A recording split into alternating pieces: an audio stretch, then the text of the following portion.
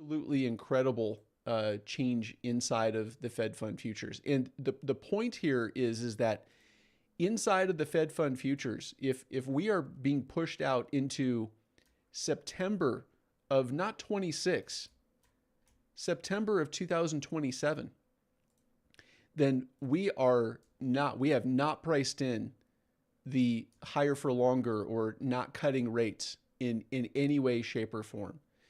There is a lot more downside risk to these markets right now in relation to not only the future expectations for those cuts, but also the dollar strength trade. And we know that these dollar strength trades, they last for about a year and they happen every 3 years. Generally, we associate the crypto spring, summer, and autumn, and then the crypto fall, the crypto sell-off to the crypto winter. And the indices have less of a reaction to that, but you can see in 2022, that was the dollar strength 12 months. And we have 3 years of dollar weakness, and we're right back in that dollar strength 12 months. So, how far do the markets, here's the question, how far do the markets have to fall here before we get into an environment where the Federal Reserve is forced to go back to giving forward guidance for rate cuts instead of staying at their current levels? And the answer is until extension shorts break, because we're potentially going to be completing a traditional short target down here at the 64.76, which is quite a long ways away.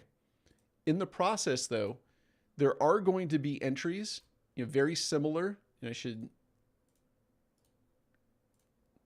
show you this on a little bit larger time frame. So we're dipping into the old March contract lows in the new June contract price.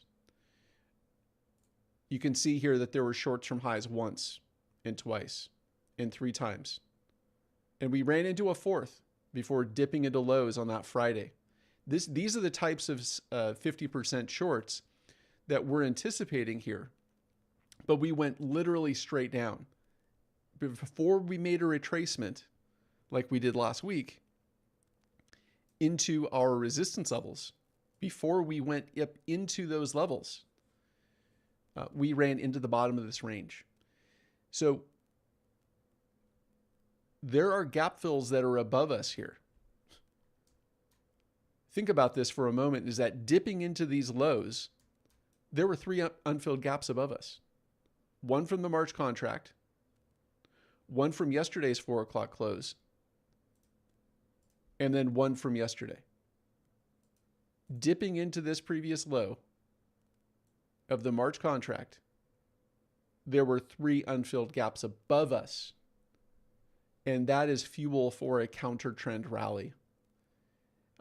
We could even make a case here that this traditional short setup that's above us is actually dangerous to blindly trust, because we're in an environment where the VIX has run into its full retracement short from highs. Take a look at what the VIX is running into up here on the daily charts. These daily resistance levels, have we come all the way halfway back short from our highs to lows here? This stream continues at eMiniAddict.com. The link is in the description. Join me there for tools and resources for learning measured move trading. I wrote the book on the measured move. Check out the hundreds of others that have learned trading plan development, pattern recognition, money management, and trading discipline with me to become the best, most confident trader that you can be.